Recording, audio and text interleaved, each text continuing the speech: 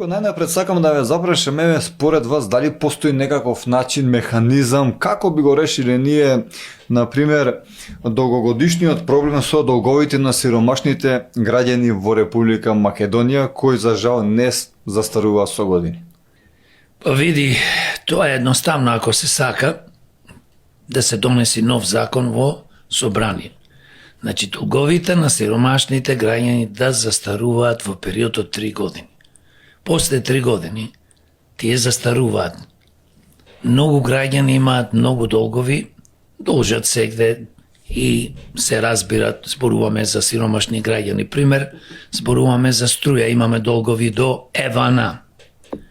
Ако Евана е неспособна како компанија да ги наплати долговите, тогаш тие треба да застарат. Зошто ова го велам?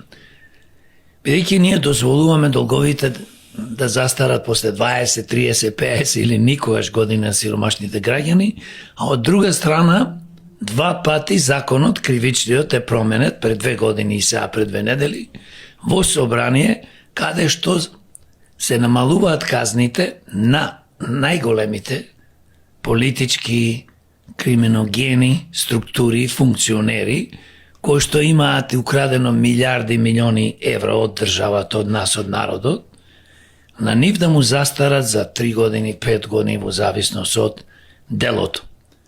Затоа верувам дека ние одма треба во собрание да донесеме закон до 3 години да застарат и да им дадеме на сиромашните граѓани шанса да можат исто така да пријават банкнотирање кога должат многу повеќе. Не се зборува тука за 2000, 5000, 20.000 денари, се зборува кога ние должиме повеќе како граѓани, а не можеме да ги вратиме тие долгови, наместо да ни се одзема по којкинината, становите, колите и така натаму, да може да се донеси нов закон, се разбира во собрание, да може ние како граѓани, за сите граѓани зборувам, да имаме шанса да прогласиме банкрот со тоа што ќе нас ослободат. И некош ние сите може да погрешиме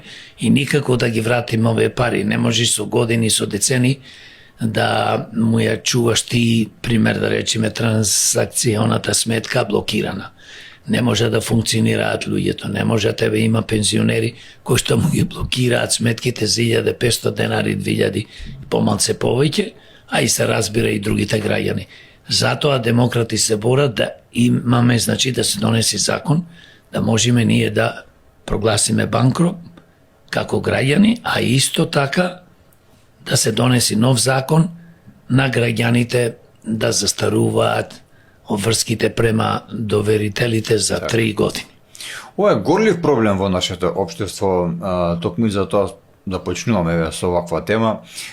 Знаеме и свесни сме, претпоставам, знаете и вие дека многу граѓани се разболуваат, добиваат и шекер и умираат од нервози токму од овој проблем.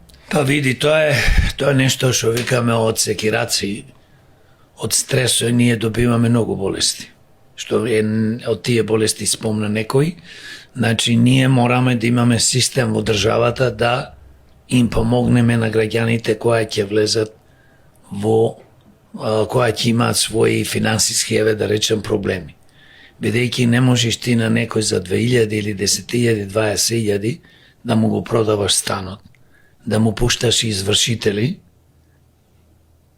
и да ги малтретираш луѓето. Значи, секоја држава треба и има, пример, јас, бидејќи сум живеел долго во Америка, ние како граѓани, пример, граѓаните на Америка можат да прогласат банкрот.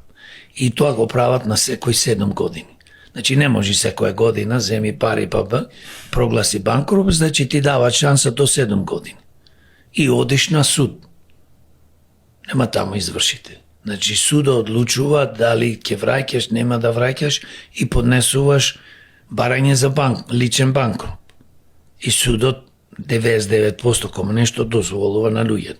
Сега нема да му дозволи на луѓе кои што се многу богати кои што имаат пари, имаат 50 стано или повеќе помалку барат банкрот, например 10, 5, 3, 50 евра и така натаму. Значи, зборуваме за сиромашни граѓани да се дозволи, да се банкнотира и исто така да можат да застарат нивните долгови за 3